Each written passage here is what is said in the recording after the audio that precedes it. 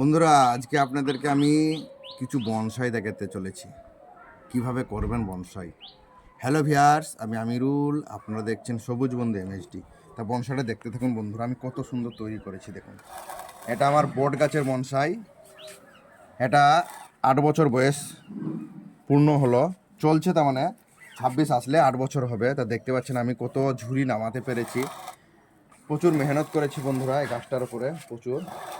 দেখতে পাচ্ছেন আমি কত, এগুলো অনেক আগেকার ঝুড়ি। এগুলো সব আমি আউড় বেঁধে বর্ষার সময় আউড় বেঁধে তৈরি করেছি। তা দেখতে পাচ্ছেন এই বর্ষার পরেই আমি দেখাচ্ছি কী বলে।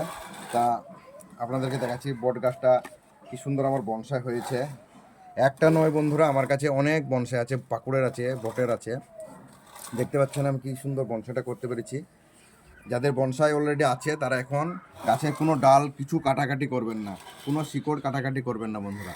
এটা কিন্তু এপ্রিল মাসে, কিন্তু মে মে মাসে করতে পারেন, কারণ তখন বৃষ্টি শুরু হবে, তখন কেটে দিলে একটু ফাঙ্গিসাইড লাগিয়ে দিলে গাছটা আবার আপনার তৈরি হয়ে যাবে। কিন্তু এই সময় করলে সেইখান থেকে গাছটা শুকানো শুরু হবে, আর শুকানো শুরু হয়ে গেলে কিন্তু বনসাই কোনো দিন ভালো লাগবে না।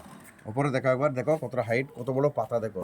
কিন্তু এই পাতাটা ছোটো করতে হবে, তারপরে বনসাই হবে। গাছটা আমি খুব পছন্দ দিয়েছি যাতে গাছটা মোটা হয়, সেই জন্য আমি রেখেছি। রাখলে গাছটা মোটা হবে, পাতাও বড় হবে। তা আস্তে আস্তে কাটতে কাটতে বন্ধুরা দেখবেন পাতাটা আমি ছোটো করে ফেলবো। কিন্তু ঝুড়িটা নামানোর স্বপ্ন ছিল প্রথমেই, ঝুড়িটা নামিয়ে ফেলেছি। একটা নয়, আমার অনেক বট গাছের বনসাই আছে, আপনাদেরকে এক এক করে দেখাবো। আর এই যে ডালগুলা দেখতে পাচ্ছেন, এগুলো আমি কাটবো, এই ডাল কাটবো।